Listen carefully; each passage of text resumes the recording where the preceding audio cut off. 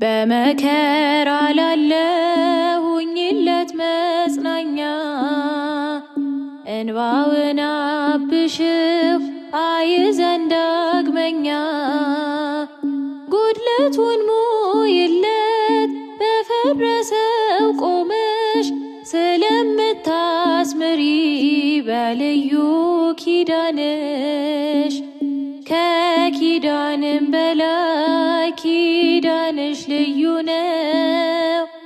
እናቴ የሚልሽ አምላክሽ ልጅሽ ነው። ያለሽ ልዩ ጸጋ ያለሽ ልዩ ክብር የሁሉ እመቤት በሰማይ በምድር አቁራሪተ መዓት ምራገ ጸሎት ሲነግሩሽ ሰሚነሽ ኪዳነ ምሕረት